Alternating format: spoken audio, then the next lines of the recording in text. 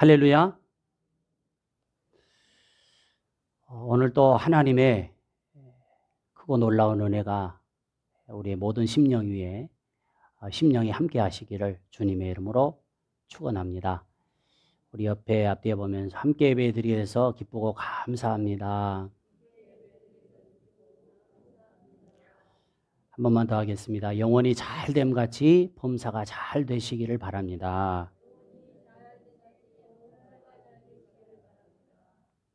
아멘. 성도 여러분, 세상에 감정이 없는 사람이 있을까요?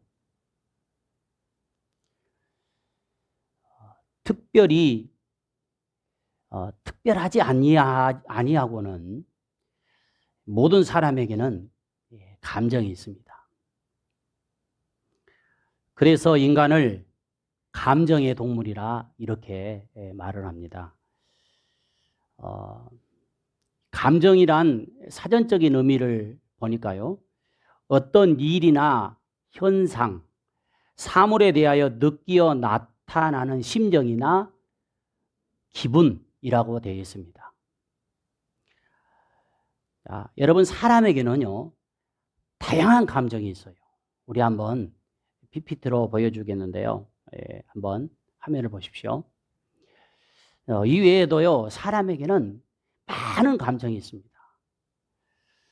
좋을 때는 기뻐하는 감정, 또 슬플 때는 슬퍼하는 감정, 화날 때의 감정이 있고요, 사랑의 감정이 있고요, 두려움의 감정이 있고, 놀람의 감정.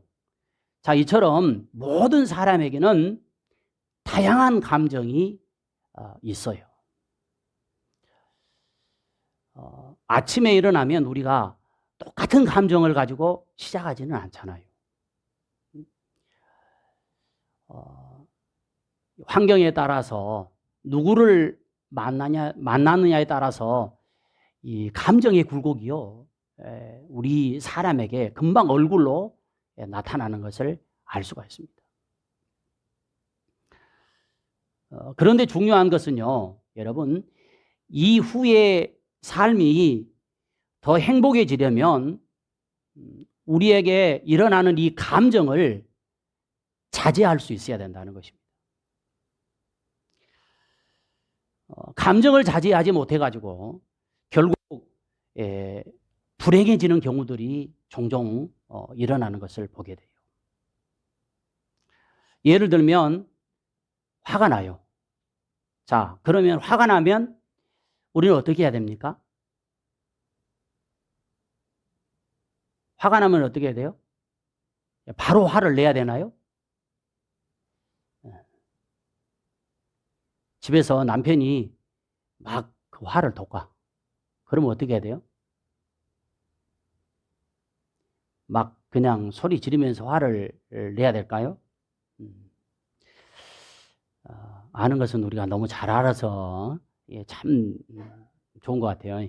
자, 우리가 화가 난다고 이 화를 자제하지 못하고요, 주변에 있는 물건들을 막 다 부수고 또 주변 사람들을 폭행한다면 폭행을 당한 사람과 폭행한 그 사람 이후의 삶은 여러분 불행해지고 말 것입니다. 이 감정만 그러는 것이 아니라 욕망도 마찬가지입니다. 욕망이라고 하는 것은 사전적인 의미로 무엇을 가지고 싶어하는 마음이 욕망이거든요. 자, 만약에 마음에 가지고 싶은 것이 있다고 남의 물건을 훔치거나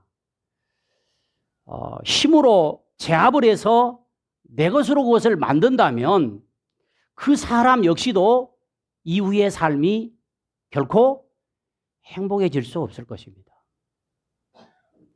그러므로 이후의 삶이 행복해지려면 자신이 감정이나 욕망을 자제할 수 있어야 된다는 것입니다.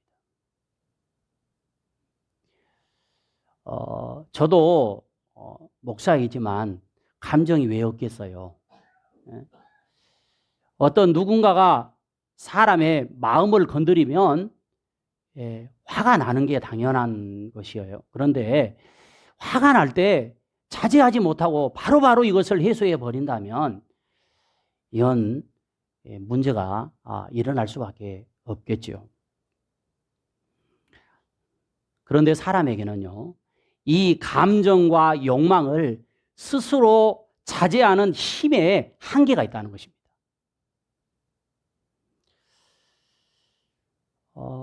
예수님을 만났던 사도 바울에게도요, 이런 고민에 빠져서 힘들어한 적이 있었어요.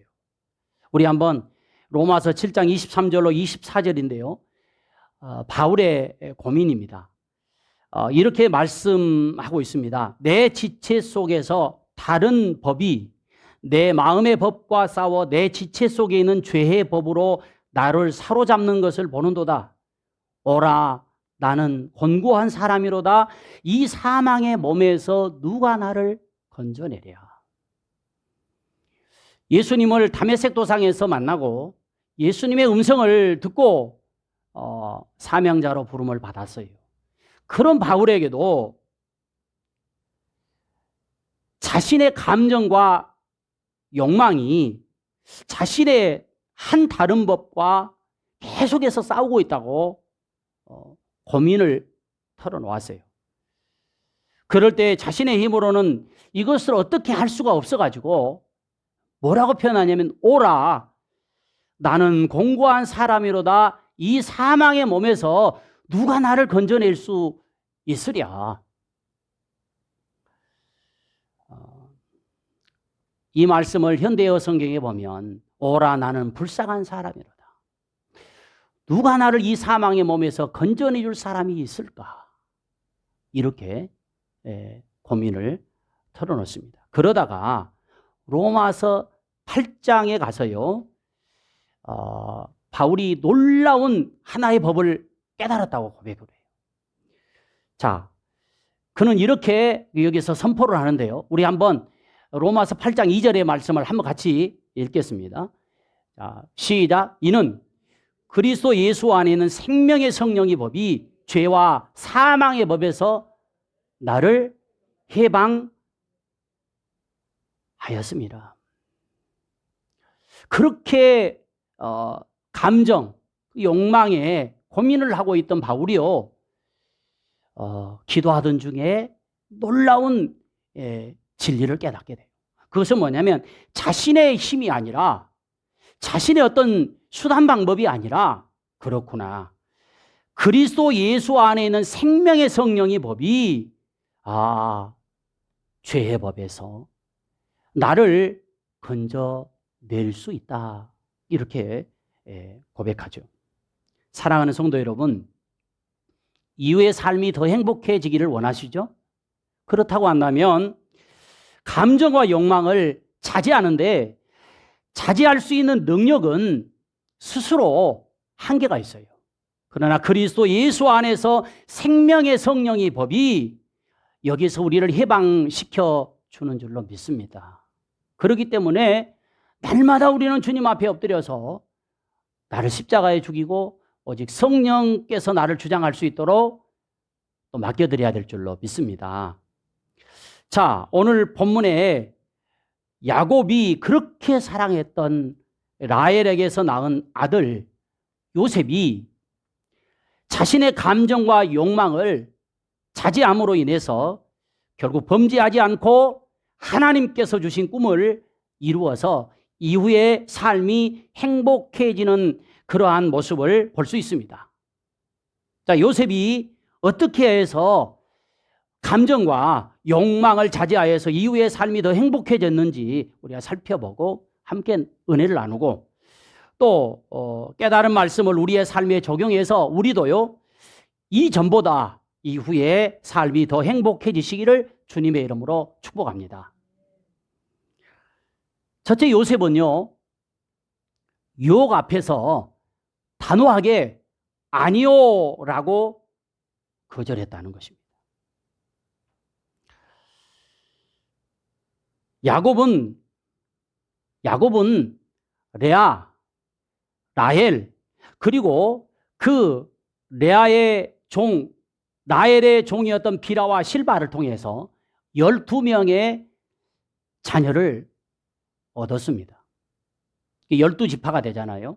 자, 그 중에 가장 사랑했던 라헬을 통해서 얻은 첫 번째 아들이 누구였느냐 하면 야곱이 11번째로 얻은 요셉이었습니다.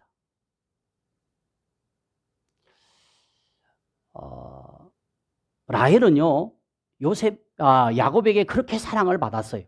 그런데 레아는요, 사랑받지를 못했어요. 그러다 보니까 하나님께서, 공평하신 하나님께서 이 레아를 통해서 먼저 자녀를 주시죠. 그러다가, 라헬이 이러다가 남편의 사랑을 빼앗기겠다 싶어가지고 자신의 여종을 통해서 자식을 얻게 됩니다. 그렇게 자식을 얻기를 바랬는데 얻지를 못했어요. 하나님께서요 후에 태를 열어주시니까 그때 결국 자식을 낳게 되는데 그 첫 번째 자녀가 누구냐면 바로 요셉이었습니다.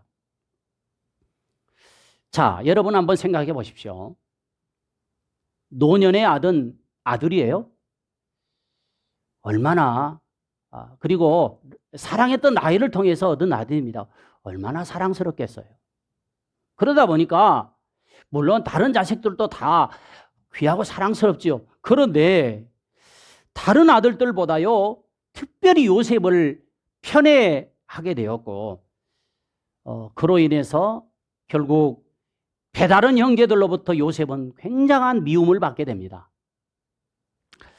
그러던 어느 날 아버지로부터 형들이 지금 양을 치러 멀리 갔는데 가서 형들이 잘 있는지 한번 돌아보고 오라고 하는 심부름을 가게 되죠. 결국 형들에 의해서 요셉은요 애굽으로 내려가는 상인들에게 노예로 팔리게 됩니다. 형들은 와서요 야곱에게 뭐라고 얘기하냐면 동생이 짐승에게 잡혀 죽었다고 그렇게 야곱에게 얘기를 해요. 그러니까 야곱이요 얼마나 가슴이 아픈지 정말 먼저 자식이 죽었다고 그러면 그러지 않아요. 가슴이 묻는다고 그러잖아요. 근데 이렇게 정말 그렇게 얻고자 했던 라헬을 통해서 얻은 자식이었는데 그 아들이 죽었다는 거예요. 죽었어요? 죽지 않았어요? 죽지 않았어요. 와서 형들이 거짓말한 거예요. 죽었다고. 자, 그 상인들이 요셉을 애굽으로 데려가서요. 결국 이제 물론 이제 시장에 가서 이제 노예 시장이 있겠죠. 거기 가서 바로의 친위대장인 보디발에 의해서 매매를 당하게 되죠. 그렇게 해서 요셉은요 보디발의 집에서 노예 생활을 시작하게 됩니다. 그런데 그런 상황에서도요 우리 이제 계속 저녁 그 기도회 때 이 말씀을 보고 있는데 중요한 것이 있어요. 하나님이 함께 하셨다는 것입니다. 여러분 우리가 어디에 있든지 어떤 환경에 처해 있든지 간에 하나님이 함께 하시면 복 있는 사람인 줄로 믿습니다. 얘는 하나님이 함께 하셨다고 얘기해요. 그래서 하나님이 함께 하시니까 뭡니까? 형통한 자가 되었더라.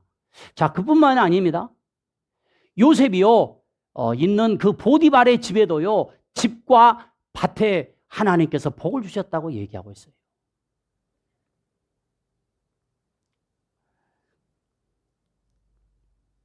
그래서 보디발이요, 아하, 요셉은 좀 다른 종들과 다르다라는 것을 느끼게 됐어요. 왜냐하면 그가 들어오면서부터 자기 집이 복을 받았거든요. 그래서 보디발은요 요셉에게 자기가 먹는 음식과 또 자기 아내 외에는요 요셉의 손에 가정의 모든 일들을 총책임자로 맡기게 됩니다. 자, 어찌게 보면요, 요셉이 노예로는 팔려왔지만 그래도 다른 종들에 비해서는 출세한 종 아닙니까? 그렇죠? 그러죠? 출세한 종이에요. 자, 그런데 요셉의 그때 그 모습을 어떻게 성경은 말하고 있는지 한번 오늘 본문 7절부터 보았는데 6절의 말씀을 한번 같이 우리 보겠습니다. 6절의 말씀 한번, 자, 시작.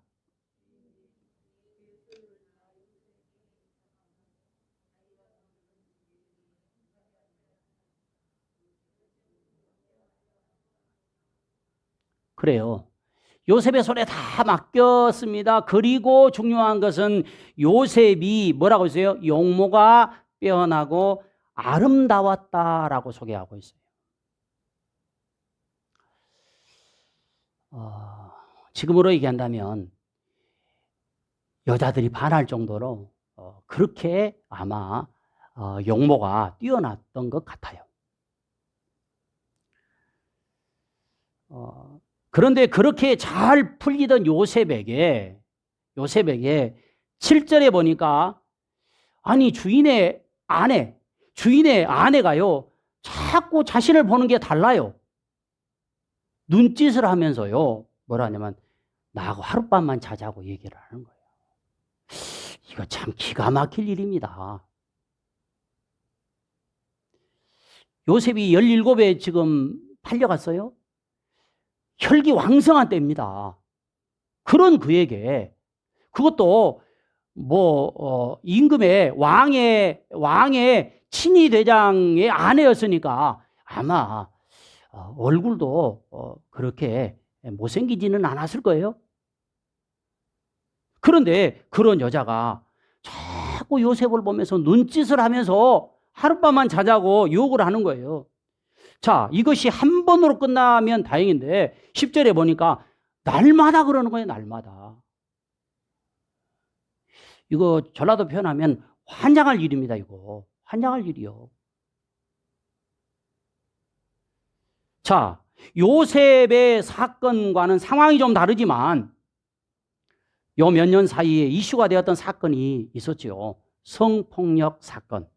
제가요 그 상황을 쭉 보니까요 우리나라 지도를 보니까 아니 우리나라 지도의 중앙인 충남지사로 시작해가지고 서울시장 그리고 저기 부산시장이 여러분 이 성폭력 사건으로 얼마나 불명예스럽게 물러나고 이후의 삶이 얼마나 불행해졌는지 우리는 아마 다 보아서 알 것입니다.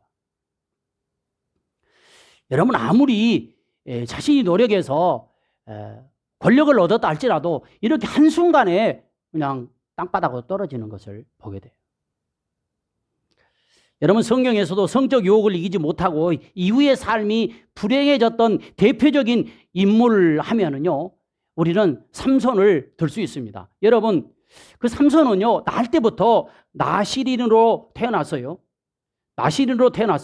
사사로 택함을 받았지만 이방 여인의 유혹을 이기지 못하고 결국 블레셋 군인에게 잡혀가지고 눈알이 다 뽑히고 또 노예로 연자맷돌을 돌리다가 뒤에 깨닫고 회개를 하여서 하나님이 주시는 힘은 회복되었지만 결국 죽음으로 인생을 끝마치게 되는 것을 보게 됩니다.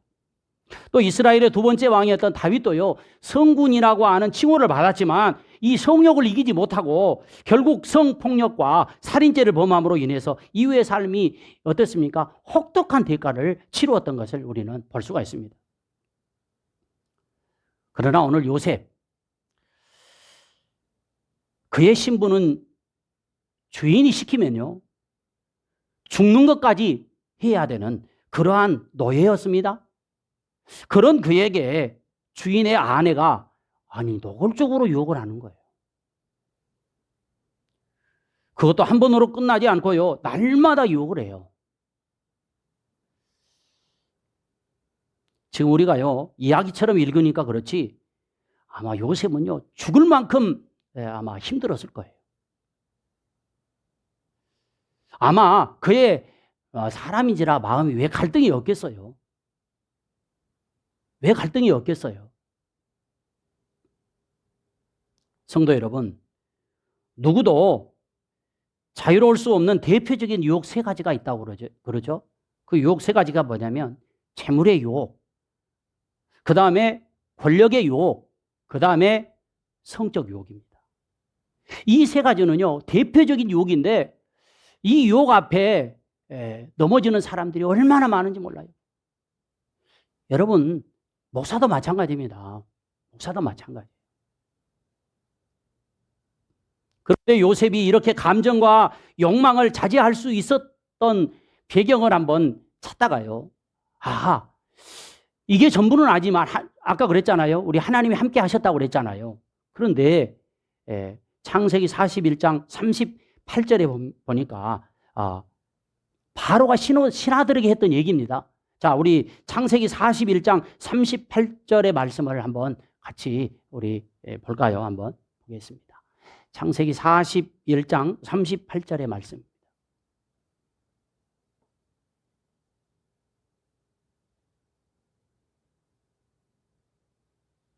자, 같이 한번 읽겠습니다. 시작.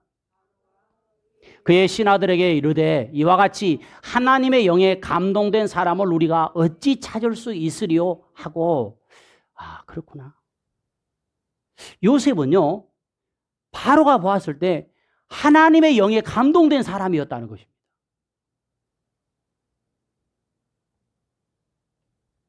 자, 영에 감동된 삶이 되었기에 주인의 아내가 유혹을 해도 듣는 척도 안 했고요. 함께 있지도 않고요. 오히려 그 자리를 피해버렸다는 것입니다. 얼마나 지혜로운 방법인지 몰라요. 여러분, 자꾸 우리는 그래, 나는 믿음이 있으니까 이길 수 있어. 그리고 자꾸 그 자리에 있잖아요. 그러면 나도 모르게 거기에 빠질 수밖에 없다는 거예요. 요셉은 주인의 아내가 유혹할 때요, 단호하게 거절했습니다. 성도 여러분, 우리의 삶 주변에는요, 여러 가지 유혹들이 깔려 있습니다. 오늘은 이 성적 유혹을 말씀하고 있지만요, 우리 주변에도요, 얼마나 많은 유혹들이 이 외에도 많이 있는지 몰라요. 그런데 이런 유혹들로부터 승리하려면 요셉처럼 먼저 그 유혹하는 죄를 멀리하는 것이 중요합니다. 멀리해야 돼요. 예를 들어서요, 중독성이 강한 사람과 가까이 하면요, 머지않아서 그 사람도 중독자가 될 가능성이 굉장히 많습니다. 자, 예를 들어서 학생의 신분에 있는 학생이 공부를 잘하고 싶다 한다고 한다면 여러분, 어떤 친구와 가까이 있어야 됩니까? 그렇죠. 공부 잘하는 친구와 가까이 있어야 떡고물이라도 떨어지는 거예요. 그런데 그렇지 않고 반대로요, 막 게임 중독에 빠져있는 친구와 가까이 하고 있다. 그래, 나는 이길 수 있어. 하지만 어느 순간에 보면요, 친구 역시도 같이 중독에 빠질 가능성이 굉장히 큽니다. 신앙생활도 마찬가지예요. 여러분, 믿음이 좋은 성도와 가까이 하면요, 내 믿음 역시도 좋아질 가능성이 굉장히 높아요. 그런데 반대로요, 늘 원망하고 불평하고 또 예배도 불성실하고 또 기도 생활도 잘하지 않는 그런 성도와 가까이 하면 어느 날 나도 모르게 그런 신앙이 되어 있음을 발견하게 돼요.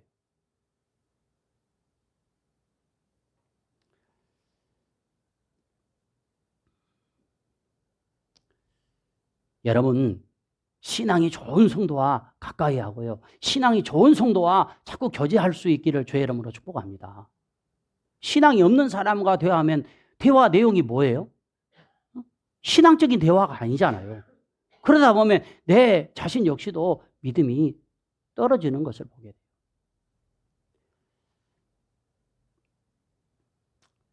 술, 담배도 마찬가지입니다. 술을 절제하려면 단호하게 술 친구를 멀리해야 돼요. 담배를 끊으려면 담배 피우는 사람과 멀리해야 된다는 것입니다. 그런 말이 있어요.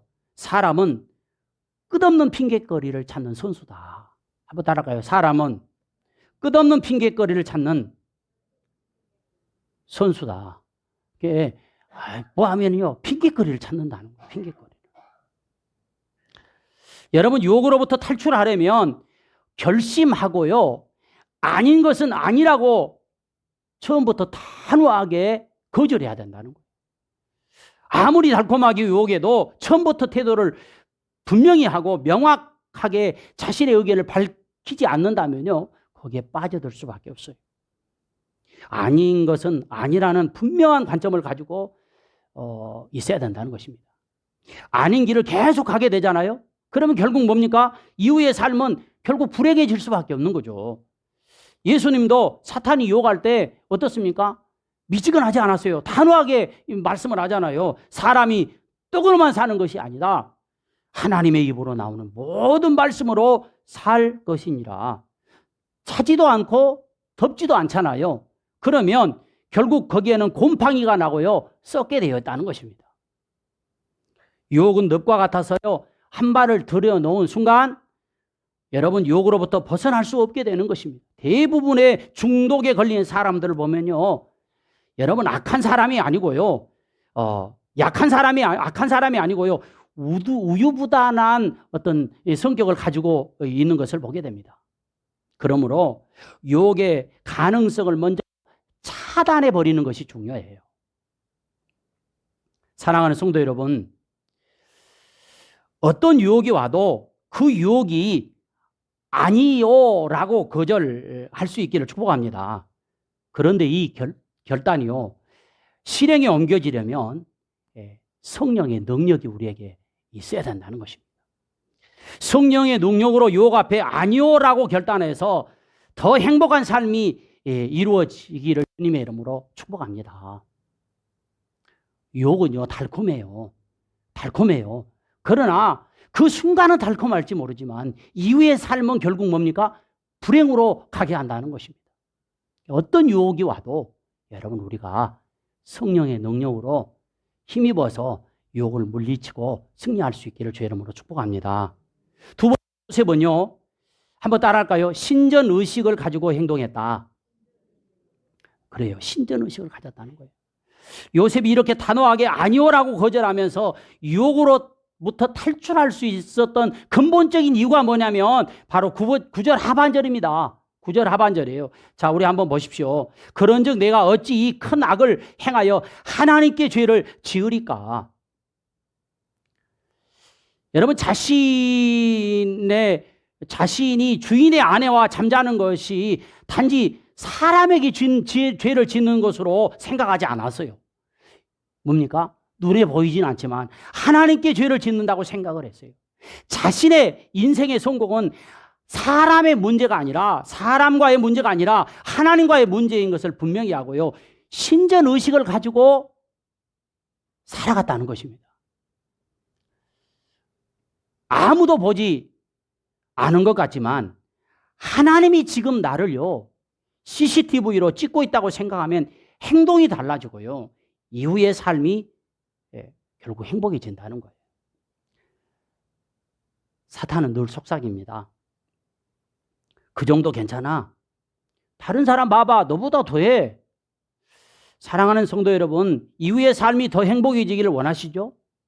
이후에 주님 앞에 설 때 칭찬받고 면류관 쓰시기를 원하십니까? 그렇다고 한다면 항상 우리 신전의식을 가지고 여러분 살아가는 우리 모두가 되시기를 축복합니다. 저도요, 신전의식을 갖지 아니하고요, 그래 우리 성도들이 안 보니까 내 마음대로 살지, 그렇다고 한다면요, 여러분 어떻게 되겠습니까? 여러분, 우리는 어느 곳에 있든지 간에요, 하나님이 나를 보고 계신다.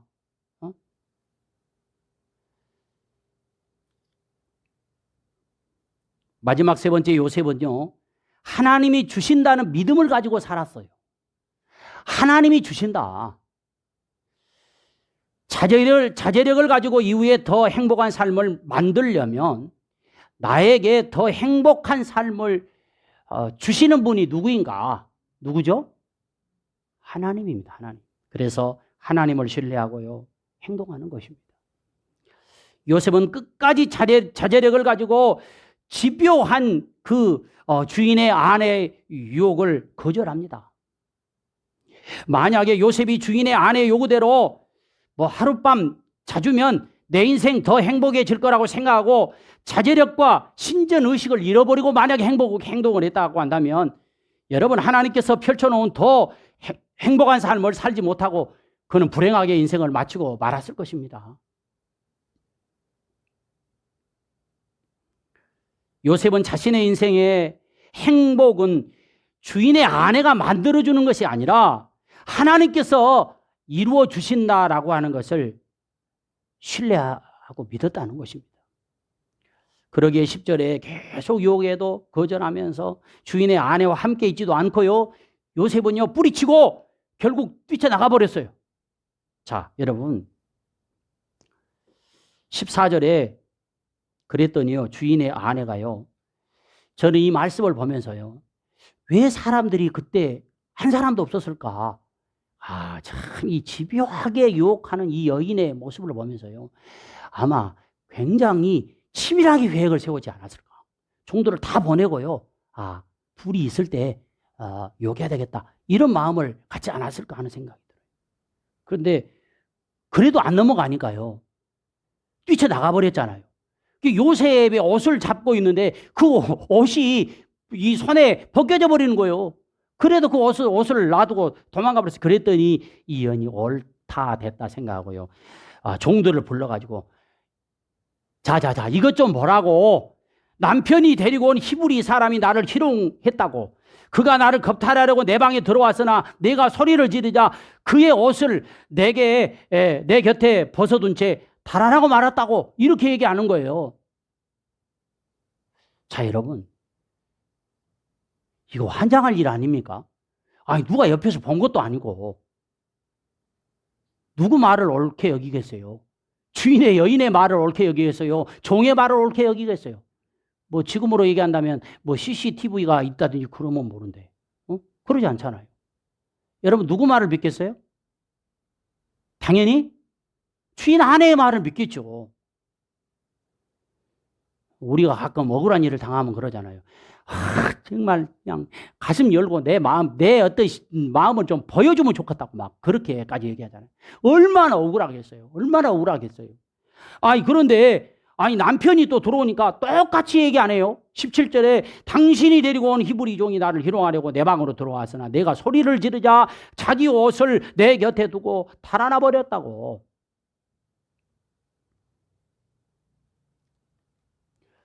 여러분, 같은 입장에서 한번 생각해 보면 이 여인은 어떻게 해야 될까요?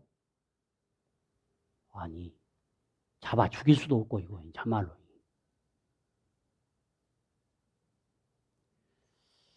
그랬더니 주인 보디발이 분노하고 요셉을 감옥에 넣어버렸습니다.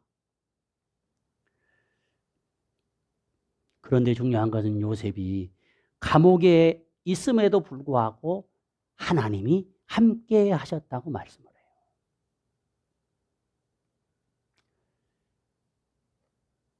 여러분, 우리 인생에 우리가 어떤 계획을 세우잖아요. 그런데 계획을 세웠을 때 그 계획이 내 뜻대로 되면 얼마나 좋을까요? 그러지 못할 때가 얼마나 많이 있는지 몰라요. 제가 올해 교육자 회장을 맡아가지고요, 작년에도 코로나 때문에 어디 밖에를 못 나가서 올해는 좀 수양회를 한번 계획하고 다녀와야 되겠다. 뭐 코로나가 확진자가 많아지면 어쩔 수 없지만 그래놓고 계획을 세우고 답사까지 다 다녀왔어요. 이제 보고까지 했습니다. 그런데 월요일 날 모여가지고 했는데 갑자기 숫자가 또 늘어나기 시작하는 거예요. 막 1000명대가 넘어서는 거예요. 그러면서 사람이 자기 길을 계획할지라도 그 걸음을 인도하시는 분이 누구요? 하나님이구나.